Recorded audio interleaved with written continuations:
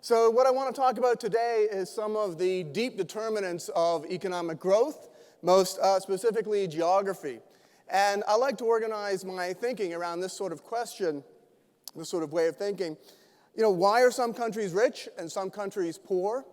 Well, the most immediate answer to that question is that the rich countries, they've got a lot more physical capital, human capital, technological knowledge, and they organize it in a better way. But then you might ask yourself, well, why do these rich countries have more capital? Well, it's because there are incentives to invest in capital and human capital and organization and so forth. But where do these incentives come from? Well, it comes from good institutions, from the rule of law, from open government, from competitive markets, capitalism, and so forth. But where do these institutions come from? And here we get to the cutting edge of economics today, one of the cutting edge questions. Exactly this type of questions which Art was just talking about. Where do these institutions come from? Well, they come from changes in things like culture, history, luck, and maybe also geography. Indeed, geography may also have a role in incentives. Incentives are not the only thing which determine how easy it is to accumulate human and physical capital. Geography may play a role here as well, and that's one of the things I'm going to be talking about. So I want to begin with something which puzzled people as early as Montesquieu. Most of the really poor countries are located in the equatorial regions. Well, here's one possible answer. This is the Malaria Index. And what you can see, this shows where malaria is most prevalent and also where malaria is the most serious type of malaria. Malaria comes in different types. And you can see it's almost a perfect inverse correlation between GDP per capita and where malaria is the worst. And malaria is a really awful, awful disease. So even today, some 200 million people a year will be infected with malaria. 500,000 to 1 million people will die from malaria, especially children under the age of 5. And historically, it's even worse. So historically, we can actually get some idea of how bad malaria is by looking to evolution. So as many of you may know, if you have a particular a change in your genetic structure, the sickle cell anemia trait. Okay? If you carry that trait, if you're a carrier of that trait, you get some immunity to malaria. And it turns out that in parts of Africa, some 40% of the population has this trait, not surprisingly in the parts of Africa which are most susceptible to malaria. But here's the thing. If you are passed on this trait by both of your parents, well, then you get sickle cell anemia and you die.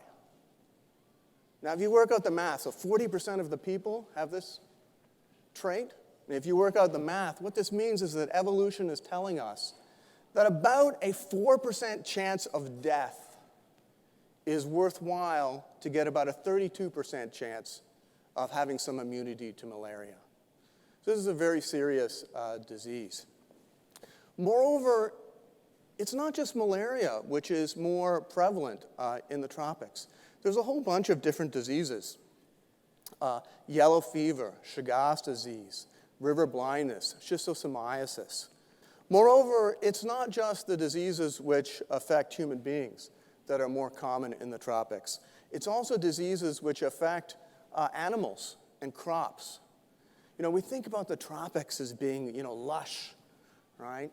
But it turns out that actually agricultural productivity is lower in the tropical regions because the moment you try and plant crops, they're attacked by all of these invaders, by all of these parasites. So productivity is actually lower in the tropics than it is in the more northern regions.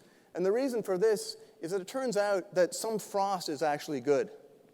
When you have a period of frost, it kills off the parasites, including the malaria parasite. But it kills off these parasites. And so your agricultural productivity is actually higher, even though your growing season is quite a bit shorter.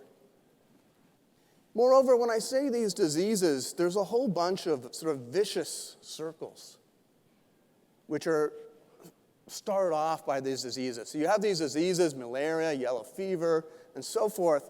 And because of that, well, even if you don't die, you get high morbidity, you get stunting, you get reductions in IQ. And when you have that, you have low productivity. And when you have low productivity, you get low savings and investment. And that leads to low GDP per capita. And that means you don't have the money to invest in healthcare or in sanitation or in all the things which make your health better. So you get low health, you get disease, and so forth.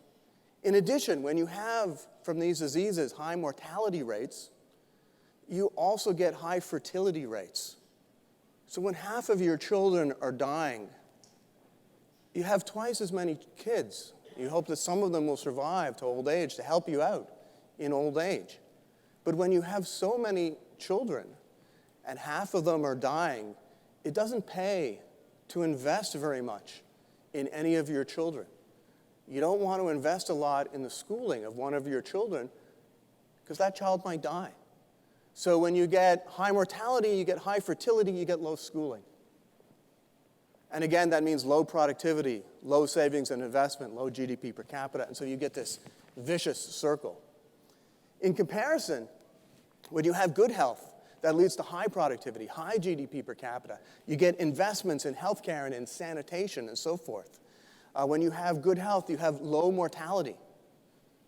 When you have low mortality, you have fewer children, lower fertility, and you invest more in each child. So you get more schooling, high GDP per capita, and so forth. So there are all these knock-on effects which come with different disease burdens. So that's one source of geographic influence on growth and GDP per capita. I want to talk about trade as a second source. We all teach trade, and typically we teach Ricardian trade. We teach, comparative advantage, right? One of the great ideas of economics. Now, with comparative advantage, you all know the story. You specialize in where you have a comparative advantage. You increase productivity. You get wine and cloth at lower rates. The thing about Ricardian trade, however, is that it's not about innovation or growth. It's about getting what we have already at lower cost. Adam Smith, in contrast, had a completely different theory of trade. So Smith has this famous saying, the division of labor is limited by the extent of the market. And he gives this fantastic explanation. He gives this fantastic story here. He says, as by means of water carriage, shipping, a more extensive market is opened to every sort of industry than what land carriage alone can afford it. So it is upon the seacoasts and along the banks of navigable rivers that industry of every kind usually begins to subdivide and improve.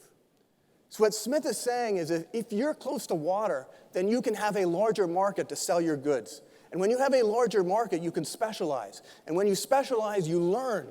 You research. You have incentives to research and develop. You get better. You improve. You make discoveries. You have innovation. So for Smith, trade is all about the foundations of civilization. In fact, Smith was way, way ahead of his time. He has this fantastic discussion of this in the context of the world.